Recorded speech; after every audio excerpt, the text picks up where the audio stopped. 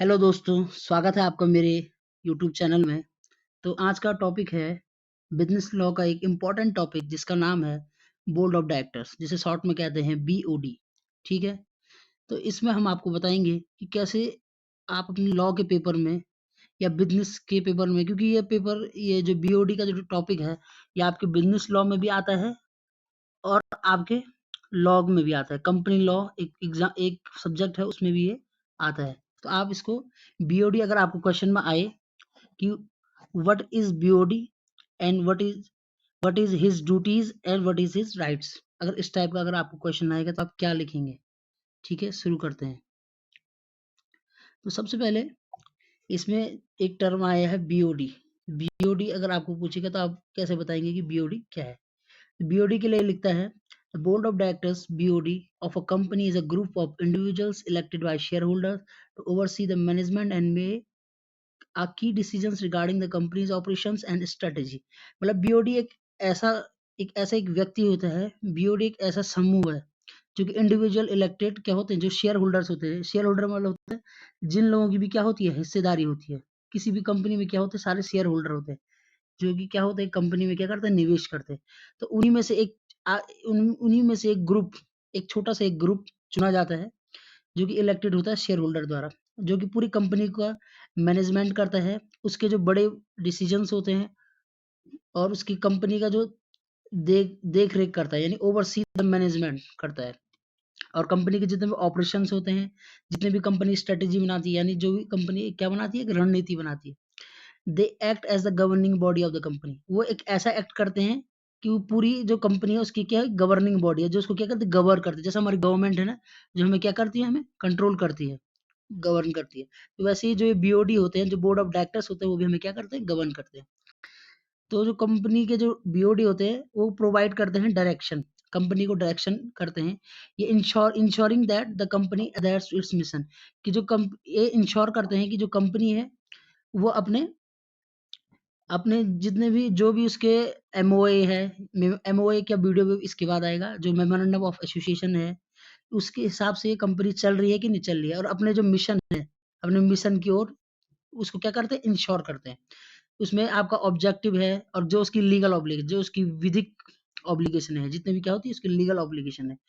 ठीक है, अब हम पढ़ेंगे power of the board of directors. जो बीओडी है उसकी क्या क्या पावर है। तो पहला इसमें है स्ट्रेटेजिक डिसीजन मेकिंग। सबसे पहले जो रणनीति पे क्या जो डिसीजन देगा वो कौन देगा, बीओडी देगा। तो इसमें लिखा है the BOD sets the strategic direction of the company. BOD क्या करता है, एक स्ट्रेटेजी सेट करता है, डायरेक्शन देता है कंपनी को।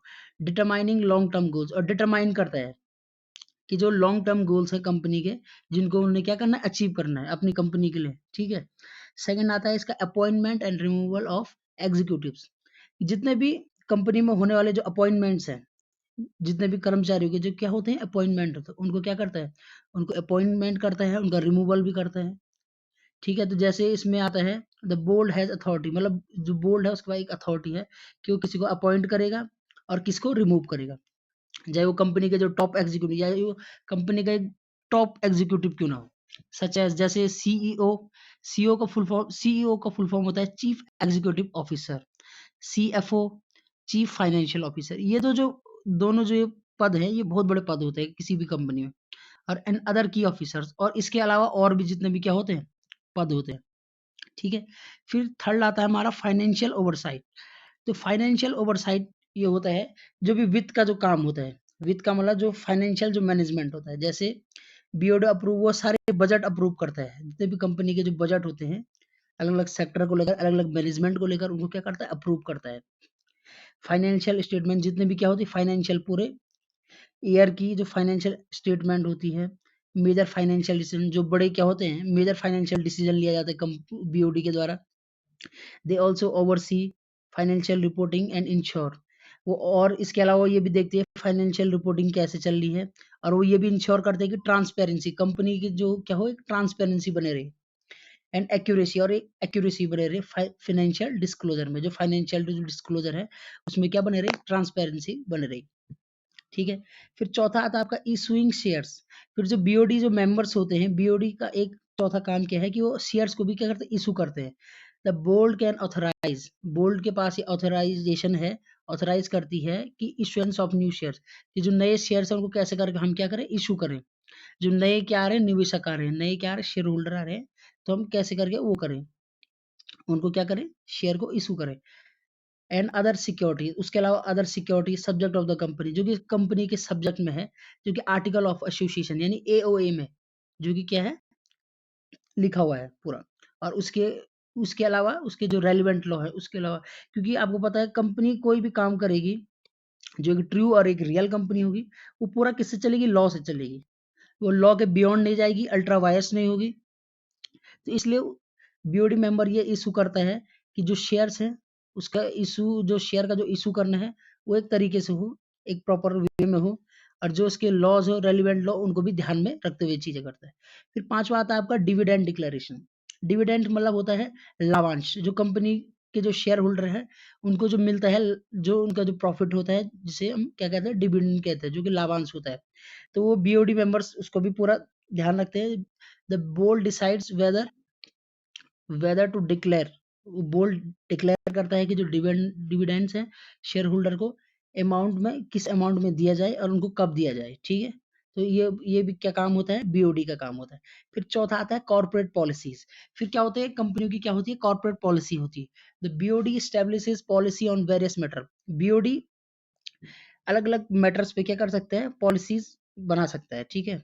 बीओडी स्टैब्लिश कर सकता है, ठीक है, इंक्लूडिंग कॉर्पोरेट गवर्नेंस, उस जिसमें कि कॉर्पोरेट गवर्नेंस हो गया, एथिकल कंडक्ट हो गया। एथिकल मतलब हो गया आपका एक एथिक्स, एथिक्स नहीं बोलते हम कि एक एथिक्स होना चाहिए, तो ethical conduct, risk management, company में क्या रिस्क मैनेजमेंट है उसको भी देखना है।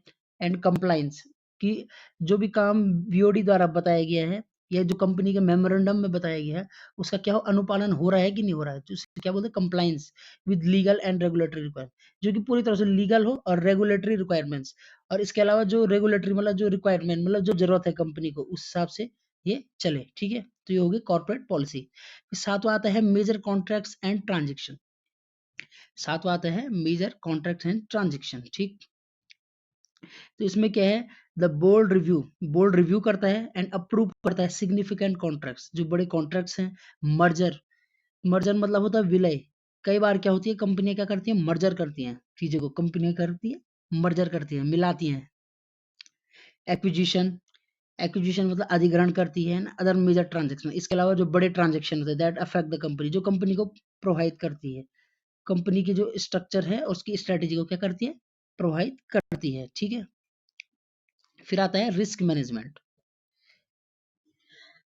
अच्छा, तो आठवां आता है हमारा रिस्क मैनेजमेंट। तो रिस्क मैनेजमेंट में क्या होता है, the BOD is responsible for identifying, वो आइडेंटिफाई करता है बीओडी मेंबर, और असेसिंग करता है, आकलन करता है, एंड मैनेजिंग रिस्क, और जो रिस्क है उसको मैनेज करता है। That could impact the company, जो कि कंपनी को प्रभावित करता है यानी इम्पैक्ट डालता है। द इंश्योर, वो उसके अलावा इंश्योर करते हैं that there are a adequate internal control and risk management system in place. और इसके अलावा वो इंटरनल कंट्रोल्स और रिस्क मैनेजमेंट को भी क्या करता है, उसको क्या करता है, उसको देख रेख करता है, उसका आकलन करता है, उसका एसेसिंग करता है, ठीक है। फिर नोवा आता है आपका corporate governance. The BOD ensure that the company adheres to best practices in corporate governance, promoting and transparency and accountability and ethical behavior।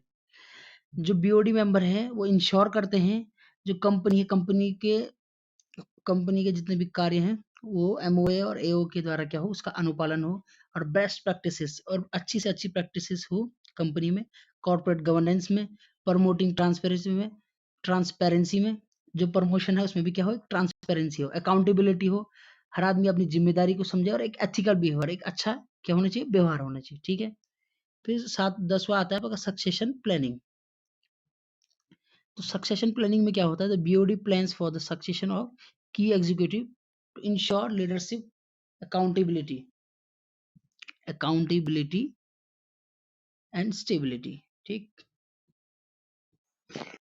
हाँ, तो दसवां था हमारा succession planning. The bold plans for the succession of key executive to ensure leadership continuity and stability. जो BOD member होते हैं वो plan रखते हैं सक्सेशन के लिए। सक्सेशन का मतलब होता है उत्तराधिकार, मतलब उसके बाद सक्सेशन जो की एग्जीक्यूटिव और इंश्योर, जो जिसमें क्या हो, लीडरशिप क्वालिटी हो, कंटिन्यूटी हो, स्टेबिलिटी हो, तो उसका भी ध्यान कौन रखता है? बीओडी मेंबर रखता है।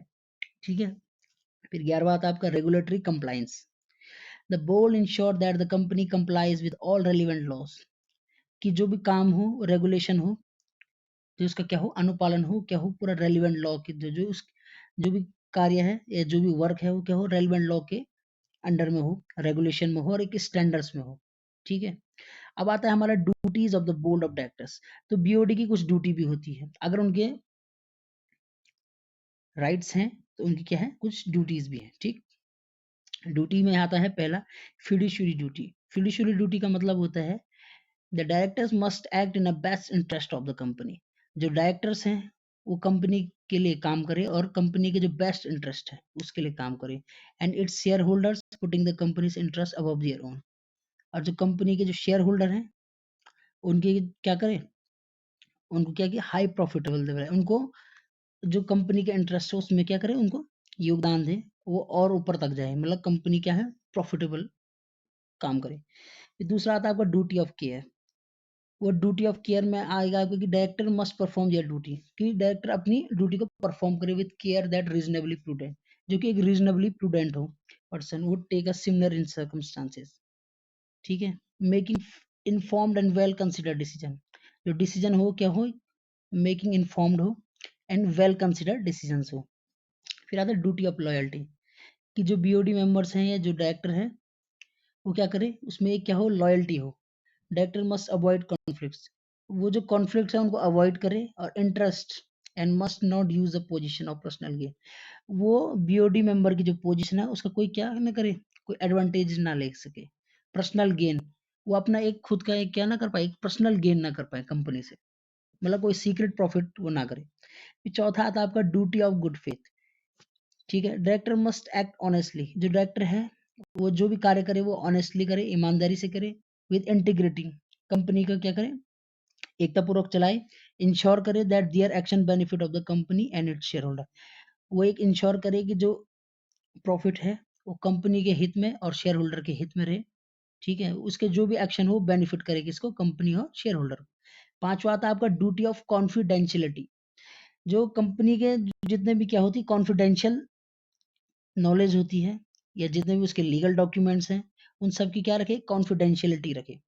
Director must keep sensitive company information, जो कंपनी की जितनी भी सेंसिटिव इन्फॉर्मेशन होती है, ठीक है, उसको कभी क्या ना करे, डिस्क्लोज ना करे। लिखा है ना इसमें, company information confidential and not disclose it without proper authorisation, वो कोई भी सेंसिटिव इंफॉर्मेशन है उसको डिस्क्लोज ना करे विदाउट प्रॉपर ऑथराइजेशन, जब तक कि क्या उसको क्या ना है, जब तक कि वो क्या ना हो, ऑथराइज ना हो उस चीज के लिए।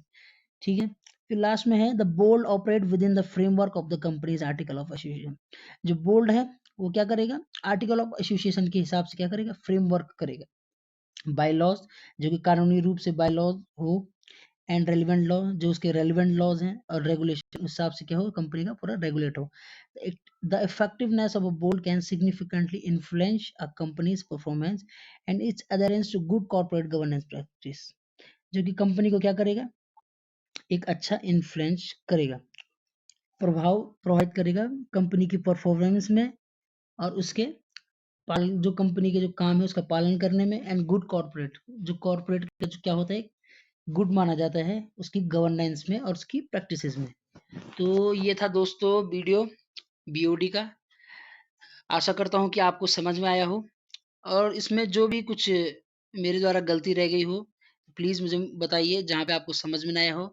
और ये मेरा फर्स्ट वीडियो है तो थोड़ा मुझे लग रहा है कहीं पे दिक्कत हुई होगी, कहीं पे आपको कोई चीज़ समझ में नहीं आएगी, उसके लिए मैं माफ़ी मांगता हूँ, और आगे कोशिश करूँगा कि मैं और अच्छी वीडियो बनाऊँ और आपको शिकायत का कोई मौका ना दूँ। थैंक यू दोस्तों, धन्यवाद।